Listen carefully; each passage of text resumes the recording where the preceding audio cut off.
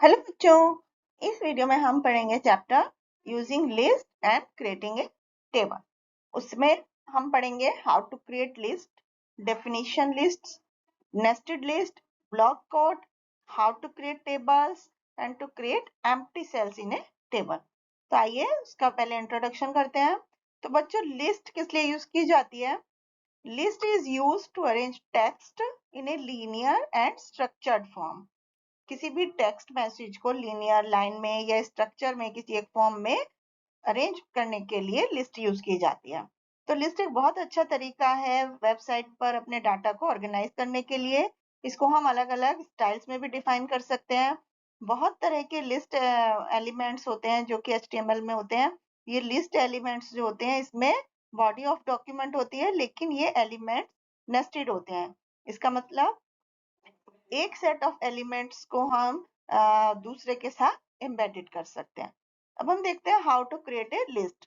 तो बच्चों, जब आपको अपने डाटा को पॉइंट्स की फॉर्म में डिस्प्ले करना होता है तब लिस्ट बनाई जाती है। एंड इसके लिए एंगल ब्रैकेट के अंदर li टैग यूज किया जाता है लिस्ट को क्रिएट करने के लिए, जबकि जो कि एक एम्प्टी टैग है। तो HTML में बहुत तरह की लिस्ट्स होती हैं। तो in most cases we use two types of list in HTML। सबसे पहले अनऑर्डर्ड लिस्ट और दूसरी ऑर्डर्ड लिस्ट। तो अनऑर्डर्ड लिस्ट टैग होता है कि order of list is not specified in the unordered list. Unordered list में क्या होता है, लिस्ट का ऑर्डर स्पेसिफाई नहीं होता है। बाय डिफॉल्ट बुलेट्स यूज किए जाते हैं पॉइंट्स को हाईलाइट करने के लिए, एंड ये कमांड्स यूज किए जाते हैं and close the list in between them. ये इसका एग्जाम्पल है जो कि आप यहाँ देख सकते हैं। इसके बाद दूसरी होती है ऑर्डर्ड लिस्ट। तो ऑर्डर्ड लिस्ट जो होती है, लिस्ट के आइटम को एक स्पेसिफिक ऑर्डर में डिस्प्ले करने के लिए यूज की जाती है।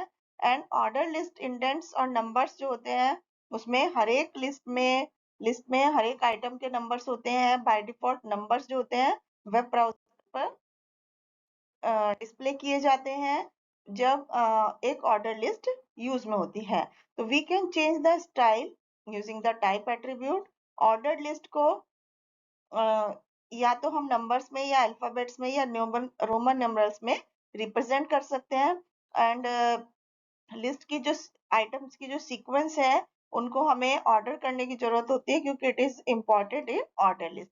तो दो एट्रीब्यूट्स होते हैं जो कि ऑर्डर लिस्ट में सपोर्ट करते हैं। पहला टाइप और दूसरा स्टार्ट। तो टाइप में क्या होता है कि नंबर या अल्फाबेट्स जो होते हैं वो 1 A I L इस तरह से हो सकते हैं। दूसरा स्टार्ट, तो हम इसमें न्यूमेरिक वैल्यू स्पेसिफाई कर सकते हैं जो कि लिस्ट के स्टार्टिंग में जरूरी होती है। इसके बाद डेफिनेशन लिस्ट होते हैं। तो इसमें इस लिस्ट में आइटम्स जो होते हैं वो हर एक आइटम के डिस्क्रिप्शन के साथ लिखे जाते हैं। एंड इसके बाद होता है nested list. List with in the main list is called nested list. तो एक ऑर्डर लिस्ट को हम नेस्टेड भी हो सकती है जब एक अनऑर्डर लिस्ट के साथ, या एक order list can be nested with in order list. इसके बाद ब्लैक कोट। कभी कभी क्या होता है, हमें टेक्स्ट के एक टुकड़े को सेपरेट करने की जरूरत होती है बाकी टेक्स्ट में से। तो हम उसके लिए एंगल ब्रैकेट के अंदर ब्लॉक को कोट टैग यूज करते हैं। इसके बाद how to create tables.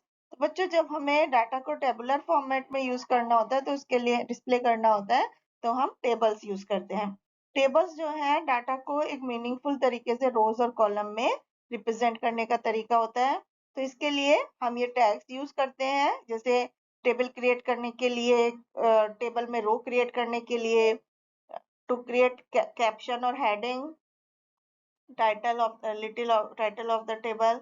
And next tag है जो कि कॉलम हेडिंग क्रिएट करने के लिए यूज किया जाता है। और उसके बाद एक सेल में रो क्रिएट करने के लिए यूज किया जाता है। अब हम टेबल टैग की बात करें तो बच्चे, टेबल क्रिएट करने के लिए एंगल ब्रैकेट के अंदर टेबल टैग इज यूज किया जाता है। एंड ये एक कंटेनर टैग होता है और इसके कुछ एट्रीब्यूट्स होते हैं। तो एट्रीब्यूट्स क्या है? अलाइन, मतलब लेफ्ट राइट और सेंटर। विड्थ होती है जिसमें कि नंबर और परसेंटेज में होती है, ये टेबल की विड्थ को स्पेसिफाई करता है। बॉर्डर होता है जिसमें हम नंबर लिखते हैं। इसमें क्या होता है, बॉर्डर टेबल के चारों तरफ जो बॉर्डर है वो उसकी विड्थ डिसाइड की जाती है। सेल पैडिंग होता है, इसमें नंबर होता है, इसमें हम डाटा और सेल के बीच का स्पेस स्पेसिफाई करते हैं। सेल स्पेसिंग होता है, इसमें भी नंबर होता है, ये सेल और इंडिविजुअल सेल के बीच के स्पेस को डिसाइड करता है। इसके बाद हम पढ़ते हैं टेबल डाटा।